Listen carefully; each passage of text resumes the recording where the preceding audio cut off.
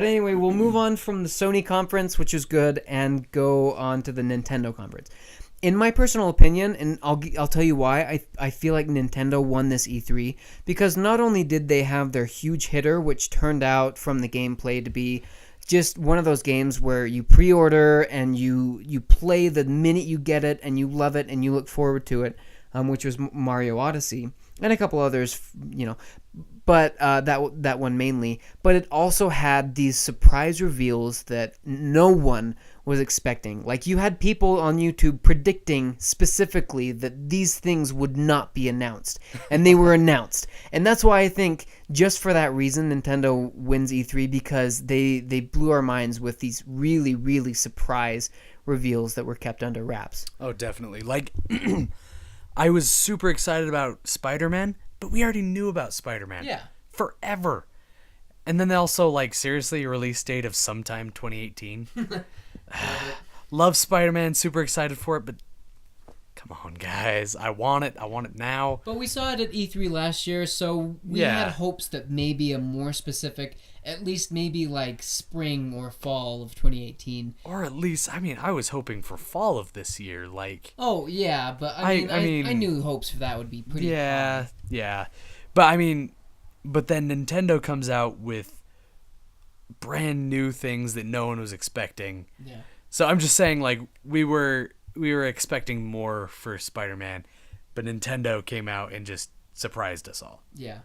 So we'll go kind of in order from what they revealed. First, they kind of showed us a new Yoshi game and a new Kirby game, and honestly, like, these look really fun. They look like iconic Kirby and iconic Yoshi in 1080p HD, ready for us to go on the Switch next year. So, Awesome. Yeah. There's not really much to talk about it, other than the Yoshi kind of looks like Woolly World, and I really liked Woolly World. It was a great game. Great mechanics. Yeah. Adorable. Yeah. And I feel like Nintendo's been coming out with more Kirby games than, like, anything else, mostly for the 3DS. But, I haven't really bought any of them, so I'm not really bitter about a Kirby game coming to the Switch, because I'll probably end up getting it because it looks fun. It's just one of those games you want to sit on the couch and just play with your kids or nephews or whatever. So yeah, those were nice little reveals. And then the next thing, so here's a little backstory. Last week, 1 week ago from the time of this recording, there was a Pokemon Direct. And during that Direct, people were clamoring, they were hoping, they were really sure that a main RPG Pokemon game for the Switch would be revealed.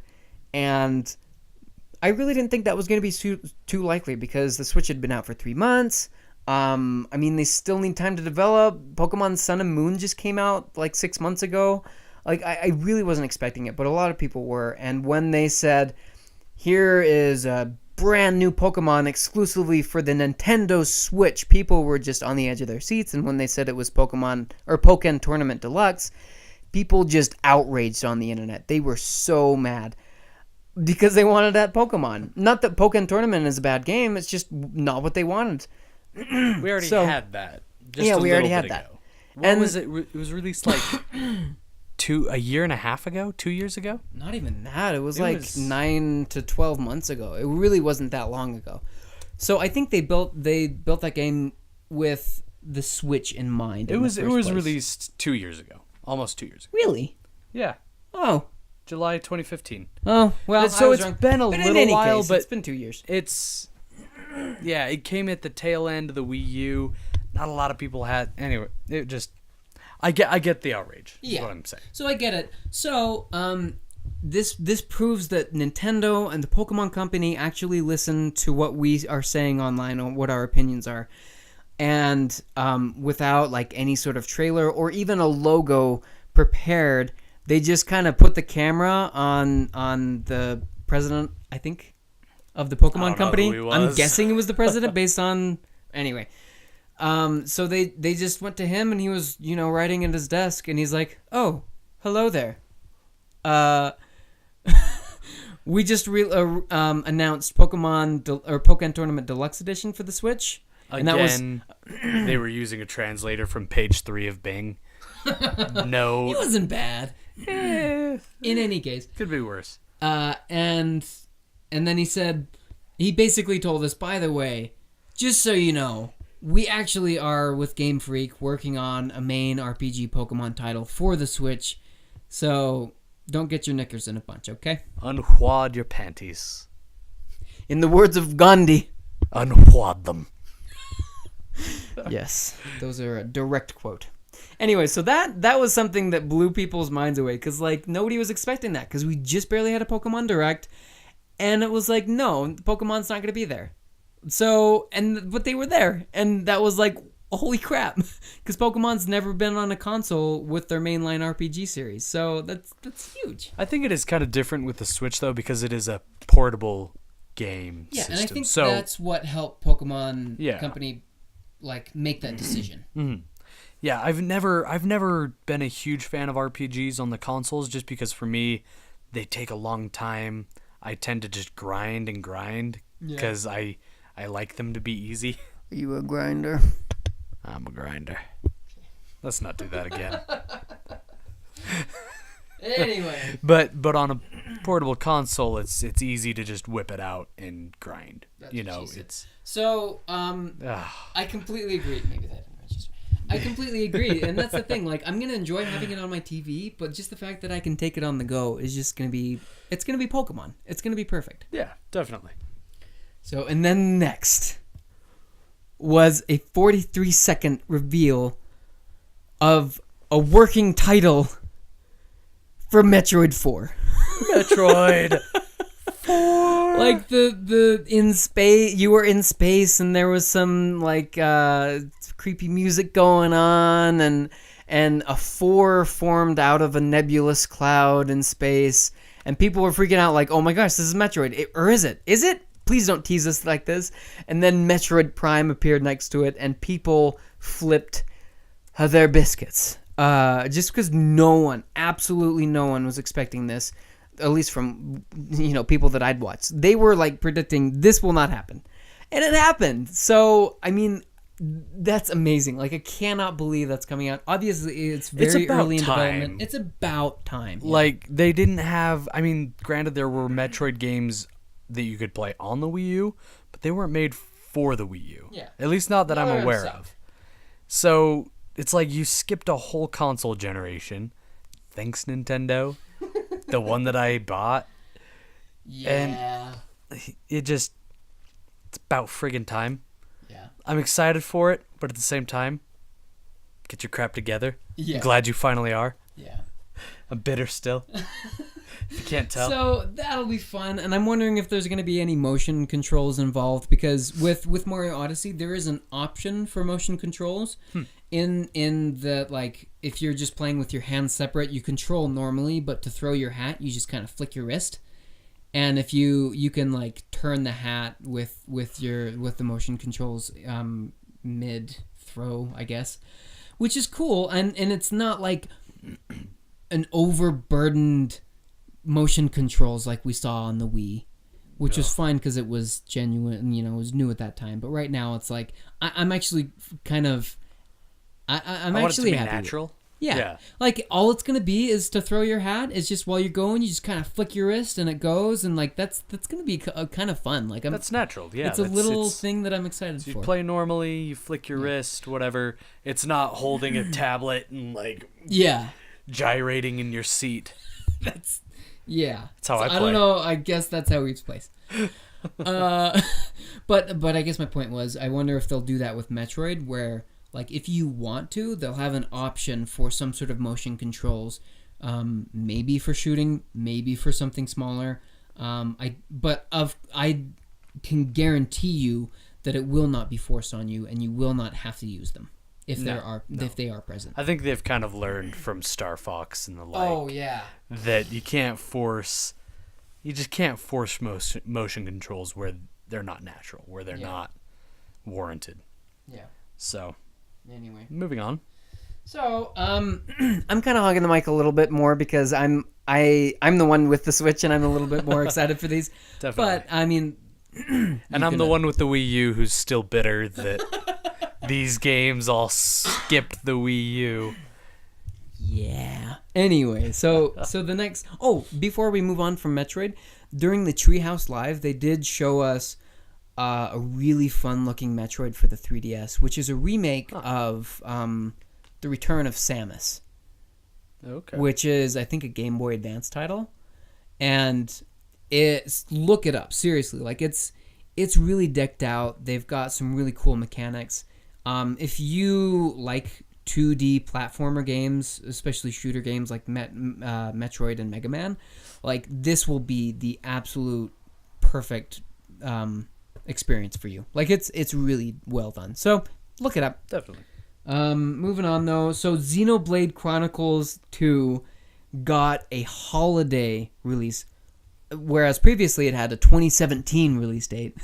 Now we know it's going to be holiday, and I've heard some skeptics online that's too vague still, and that they're probably still going to push it to 2018. But I think what they're doing is, okay, Mario Odyssey's in October, and we don't know whether Xenoblade 2 is going to be ready for November or December. Honestly, I think that's why they put holiday. Sometime then, yeah. Yeah. They wanted to make that time frame. Again, another game that skipped the Wii U. Well, Xenoblade Chronicles X, but that was more of a spin-off.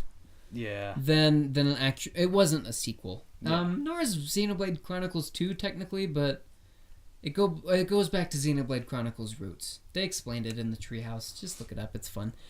In any case, it looks beautiful. The open world is really fun. You're traveling from these massive titans to titans. And basically the open world is you being on the Titan's back. Like, it's kind of fun that there's some story in there, but it's going to be really story heavy, and they have perfected the game mechanics, and I'm so glad, because what they're doing, instead of letting you level up and getting you a whole slew of different moves you can do, and then you have to pick between those and then level them up and so on and so forth, which can get kind of tedious. You have a series of partners that you can get, and you can have up to 4 with you at a time, and those are your blades. It's kind of hard to explain, but those partners that are with you are your blades. And if you want to change your moveset, you change which blade you're using, which with time, what's the word? Becomes available, basically. So it's kind of like your loadout in Titanfall 2. Exactly. Like, it's different loadouts for what you can do, and the combos look amazing. You can be one of 4 characters.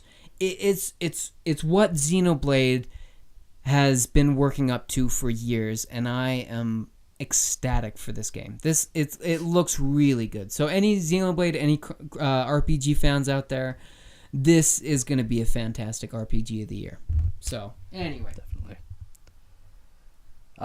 Coming up after that is, you'll probably want to talk about this more than me, but the Zelda DLC. Yeah. I know you spent many an hour, many, playing Zelda Horizon of the Wild. Wow. I when those 2 games came out at the same time. Yeah. Oh, at the same time. And it was within like a week. No, it was within a week. Yeah, it was a week before.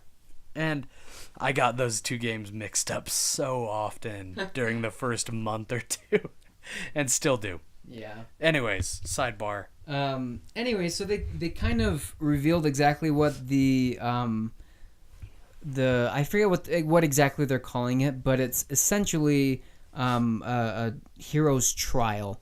It's kind of like the Cavern of Trials, Ballad of the Hero? Cavern of Ordeals. Ballad of the Hero is the second DLC pack. I'll get to that. Oh. So it's the trials that you got to go through, and it's basically 50. I think it's 50. If it's like the other ones, but a number of different settings you're put in, and they're not all the same. Just like Twilight Princess was, they're completely different environments. Every last one of them. Which means you have endless ways of tackling this.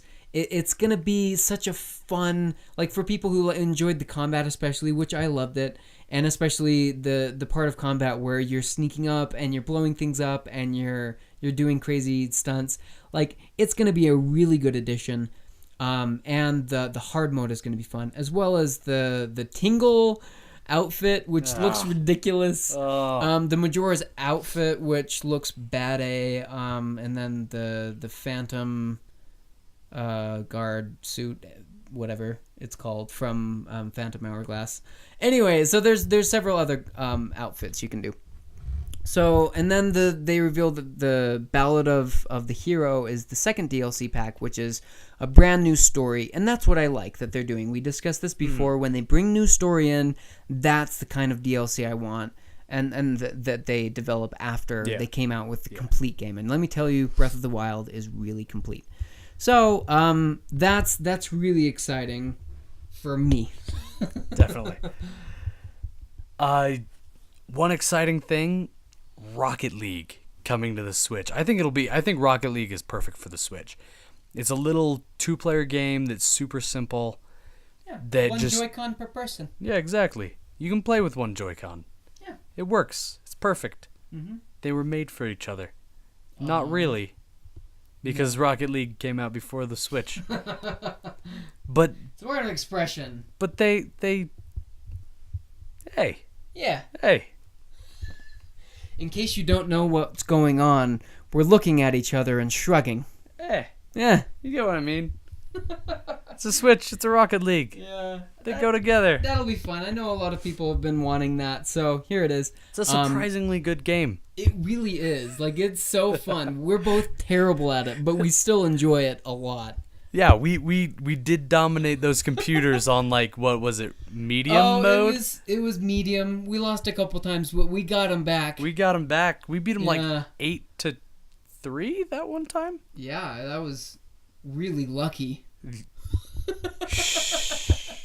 No, it was all skill. It was all skill. Yeah. All skill. Medium mode. I don't know what it is. Oh Regular. Okay. Anyways. And the last game that Nintendo showed off, fittingly, was Mario Odyssey, which, let me tell you now, if you were skeptical about it now, the skepticism ends here, because the gameplay is solid. It is so fantastic. You can... like it. Looks like a game I'm gonna have to buy a Switch for, just because my wife will have to play it. Yeah. You're gonna love it too, man. No, I'll definitely like it as well. I've started getting into... But your wife, she's obsessed with Mario. No, I'm notoriously terrible at Mario, and Mario Maker was the first game that actually got me into Mario. Yeah. I'm actually really good at Mario Maker and really bad at all other Marios. I don't know Which is funny. I don't know where the disconnect is, Yeah. but that's the way it is. Hopefully Mario Odyssey is one I can be good at. Yeah. So there it is. I think you will, because I don't think you've truly played like a sandbox 3D Mario, kind of like Mario Sunshine or Mario 64. No, I've played a little bit of Mario 64. Well, only on emulators. Yeah. Because I never had a N64. Again, people are gonna want to kill me. I'm just You had a PS2. burning bridges. I was one of those people with the PS2. But one of the only people with a PS2 that didn't really play Kingdom Hearts as a kid, which is kind of funny. I played a little bit of the first Kingdom Hearts. Actually, I played a lot of the first Kingdom Hearts. My cousin had to get me the D of the Dr. TDR.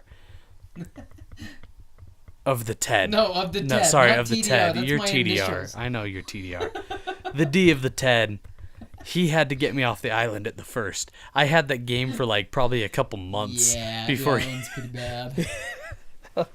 But I did play the first Kingdom Hearts and a good amount of it. Oh, so okay, so you don't fall in that category then. No, I am good. Anyway. Yeah. So Mario.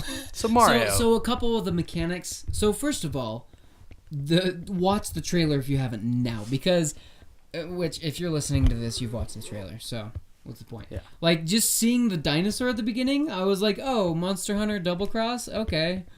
But then it zooms out and zooms up and pans up, and you see Mario's little cap on there, and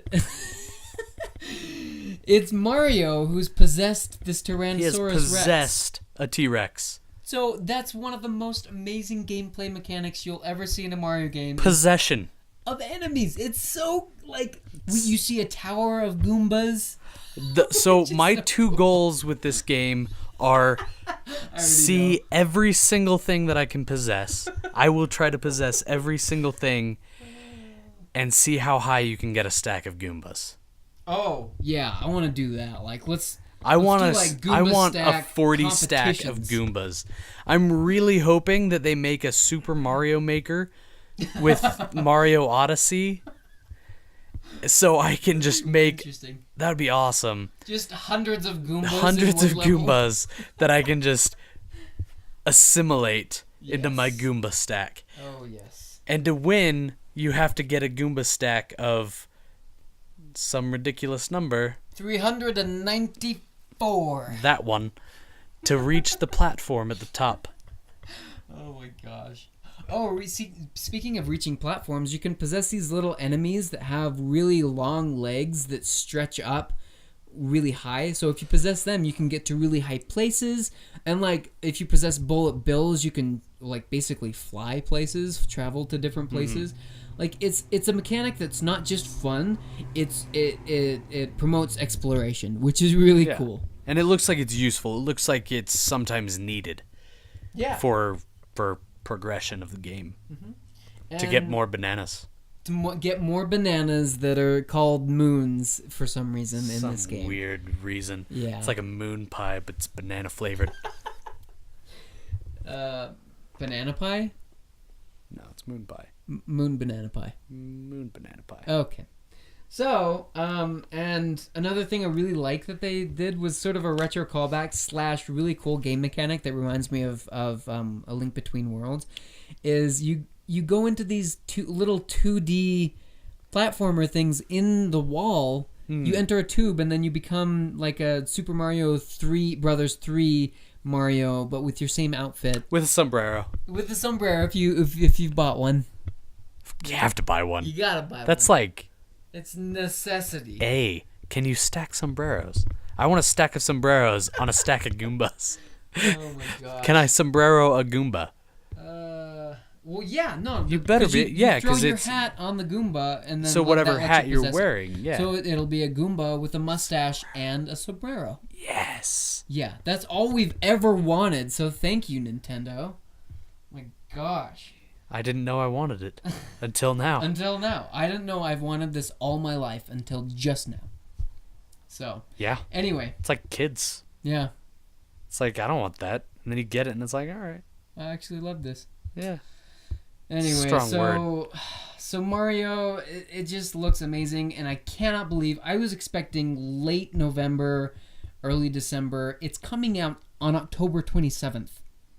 It's coming out in October, folks. That's insane. Like, and I think a big reason why they said holiday and then Xenoblade Chronicles 2 2017 was because they were working out when it could be done.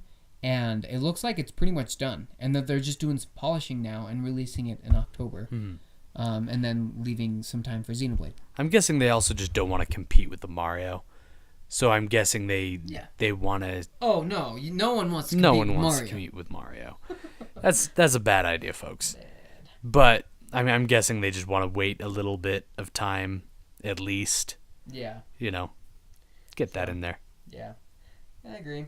And then sort of, is there anything else you want to mention about Mario? I'm just so excited. That's an I'm just instant buy excited again. about it. I'm just the people kind of weird me out. That It's is like kinda you've got kind of normal looking people with You can the possess them, and then you'll be a Mario normal looking person. Mario. Will they have a big ridiculous mustache? I mean, of course they will. Yeah, I mean, duh. So, but that's the thing. Like, all of these worlds have something new and interesting, and in this case, unsettling to offer you. So, and then okay, so that's Mario. That's a must buy day one. Can't believe it's coming out so soon. One little game that kind of a little gem that I found later as sort of an honorable mention was a little game called Extinction. And the director showed us, or the producer of the game showed us a little pre-alpha gameplay. And look it up. Like, it's a mix between, it's a really bloody ninja game and also a little Kingdom Hearts and Bayonetta type stuff going on. And you're also Bayonetta because you're like hacking down these giant monsters, and like it's a fun looking game that, I don't know, you saw gameplay. What do you think? Yeah, it looks like it has good mechanics. From what I saw with my only kind of disappointment, it looked like a Shadow of the Colossus. No. Really, because you're not climbing anything. You're not climbing anything, and you're not. Yeah, but you do have to go after certain points on the ogre. Yeah, on the ogre. Yeah, and you have to take off their armor. It looked like it. From what I saw, it looks great, but it looks like every boss battle is going to be the same. Yeah. The first one they showed, you had to blow off the armor. The armor would go off in one hit. Then you can chop off the leg. The second one, you had to slowly work at the loops, the latches on the armor. Then you can get out off the armor. Then you can chop off the leg. So it was just kind of the same. Yeah. So looks fun. We'll have to see. And again, what has me hopeful is it looks fun, and it's pre-alpha gameplay. So there's a lot of tweaking. There's a lot of stuff that's going to change. So that's one to keep your eye out for more than anything. Definitely. So just to kind of sum up, I'm going to do a quick sum up. Xbox One X, powerful, but will it deliver with its exclusives? No. The answer is no. It's no. No, it won't. EA always jipping us off, but still giving us great content in the form of Star Wars Battlefront 2 and Anthem. Bethesda sucks always. Ubisoft, Mario Rabbids will probably be, it looks really fun actually. Assassin's Creed looks great. Elijah Wood creeps me out, and Beyond Good and Evil 2 brought people to tears. Sony looked really fun with Horizon Zero Dawn DLC. God of War looks great. And Spider-Man is going to blow my mind whole. And you can fish. And you can fish in VR in Final Fantasy. But nothing else. Nothing else. And then Nintendo blew us out of the water with promise of a Pokemon RPG game on it, and Metroid 4, as well as Xenoblade Chronicles 2 and Mario Odyssey, blowing our mind holes this year. The star of E3. Mario Odyssey. Oh yeah, I'm gonna like rewatch some gameplay later on this week just because like it has me excited. I'll have to show the wife. Show the wife. She'll be satisfied. Show the man to Switch for Christmas. That'll actually like their marketing is perfect. Like they're planning for a big holiday season, and they've already been doing really well this year. So they'll have a great holiday season. Yeah. Anyway. All right, thanks guys for listening, and we're Legend of Ted. Have a good one.